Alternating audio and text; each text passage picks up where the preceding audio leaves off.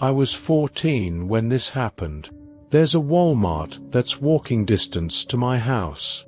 I used to sometimes go there to buy clothing and such before I was of driving age, since it was so close. Sometimes I'd go with my friend Emily. Sometimes I'd just go alone. The Walmart is part of the nearby mall, but the mall kind of stinks now. Most of the good stores have closed over the years. Plus, I wasn't made of money when I was 14, and Walmart is cheap. One night, I walked to Walmart with my AirPods in. It's a 15-minute walk.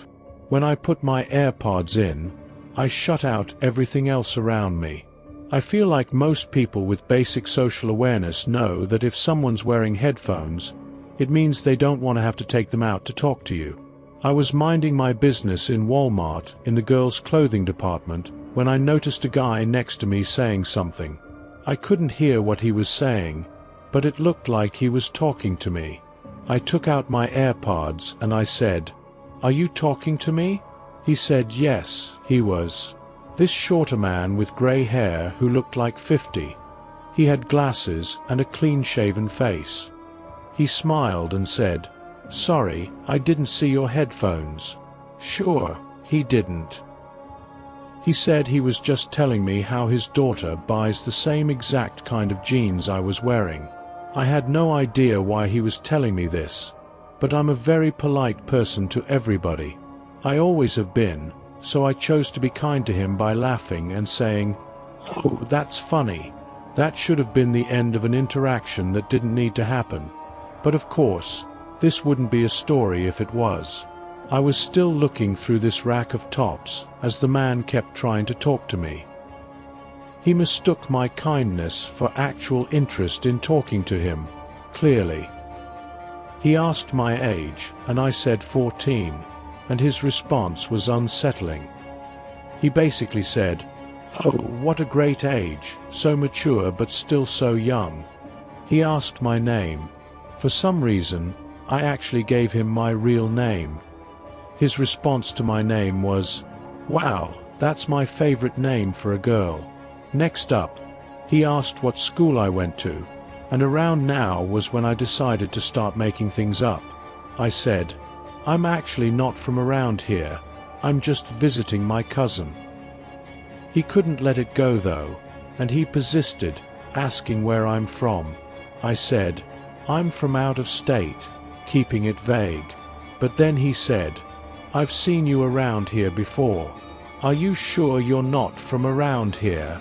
I looked at him and tried to think of a response, but instead, I ended up turning around and walking away from him.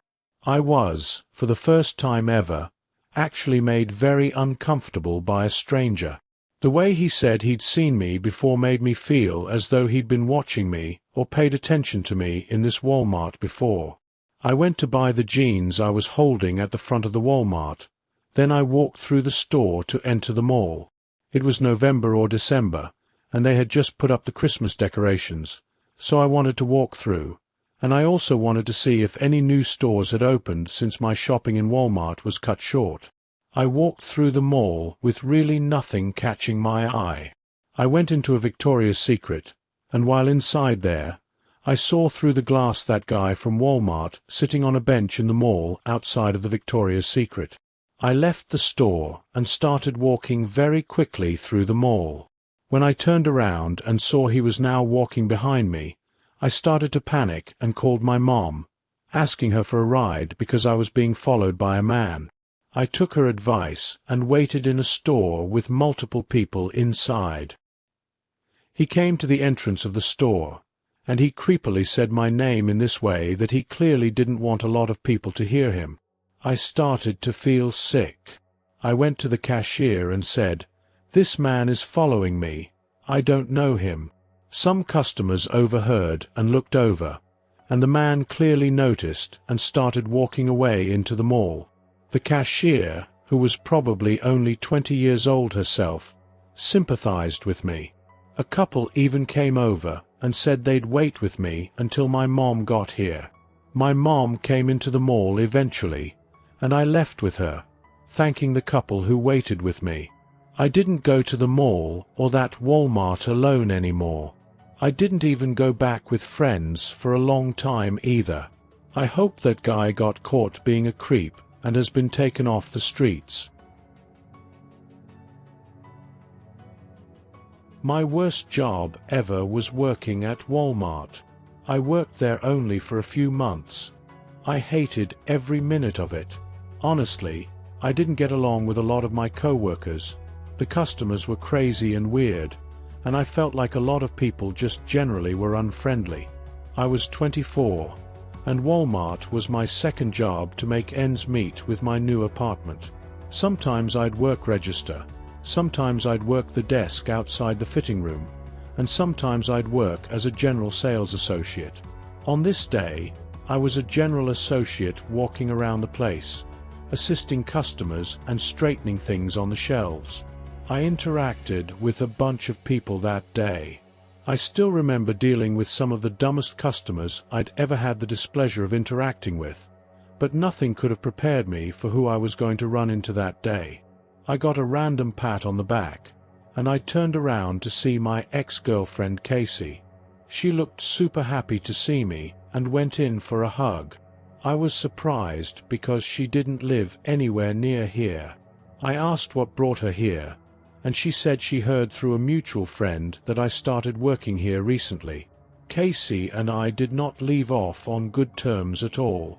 She had been harassing me for a while since I had broken up with her, and I had to end up blocking her on everything to get her to stop. She was insanely controlling throughout our relationship, and downright obsessive, bipolar, and paranoid. After I ended things with her, she wouldn't stop trying to contact me and meet up with me to talk things out, even though we had talked things out multiple times. She even left multiple voicemails crying. I take no joy in any of that. I don't say any of this to belittle her or make a joke of mental illness, but she has issues, and I came to learn that. I had to tell her multiple times her behavior is not normal. Her finding out I got this job and coming to my place of work was not okay with me. Even though I hugged her back and was cordial at first in this interaction, I eventually cut the crap and said, "Why are you here?" The fake friendliness stopped here on both sides. Her face got more serious, and she started telling me that it's really messed up that I block her out of my life like this. I told her this is the exact kind of behavior that made me block her. Showing up to my job is not normal. Then I started asking her which mutual friend told her that I worked here. She claimed that's irrelevant, and I assured her it most certainly is not irrelevant because I didn't believe that anyone told her where I work. I had broken up with Casey many months ago. She should have had no way of knowing about my new job or apartment, and I was confident none of my friends were even in contact with her anymore. I told her I'm seeing someone else now. I have to get back to work. Please leave and don't contact me again. She refused to leave, so I simply just started walking away to an employees-only area. She didn't follow me back there. It was at this moment I actually started considering trying to get a restraining order. After my shift was over, it had to be like 11 p.m., closing time. I left the store and went straight home. My roommate was home as his car was in the driveway. I parked next to him and went inside. I went straight to the kitchen to make myself a late dinner, as I always would after closing shifts.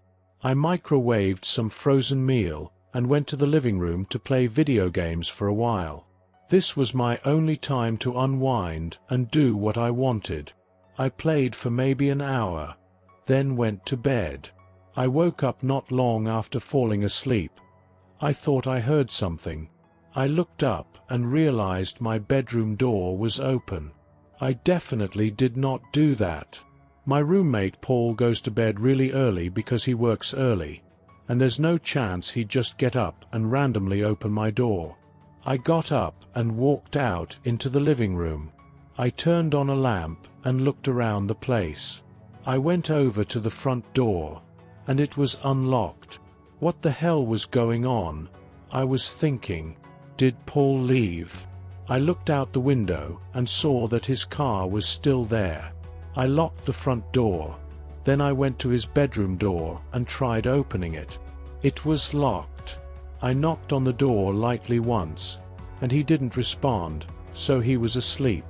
I was genuinely confused.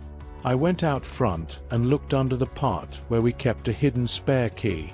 It wasn't there. My heart was in my throat at this point. The only person in this world besides Paul and my family who knows that I like to hide a spare key outside is Casey. I checked at least 5 times under the pot, even checking the surrounding area on the chance that maybe it was kicked out of place or something. I went back inside the house and shut the front door. I went to the knife holder in the kitchen, and the biggest knife was missing. My phone was still in my bedroom. I had to be smart about this. I tiptoed to my bedroom door till I was close enough to grab the doorknob as fast as I could and slam it shut from the outside. I screamed as loud as I could for Paul. He erupted from his room, obviously confused, and there were suddenly bangs on the bedroom door from the other side along with Casey's voice saying, "I'm sorry, let's talk." I held the door closed with all my might as she kept trying to pull it open. Paul called the police as I held the door. After a few minutes of this, Casey stopped trying to pull the door open, and she was hysterically crying on the other side of the door. Finally, the police arrived and came inside. I moved away from the door, and the officers made sure Casey dropped the knife before she came out. She was, of course, arrested, and I didn't even have to press charges. She was charged by the state for, I believe, burglary in the 2nd degree, and she's currently serving a pretty lengthy prison term for this. I'm honestly shocked she didn't get charged for attempted murder. It's a sick situation all around. I don't know when she'll be out. I'll have been long moved out of this place by then. My biggest regret is not catching the red flags with her early.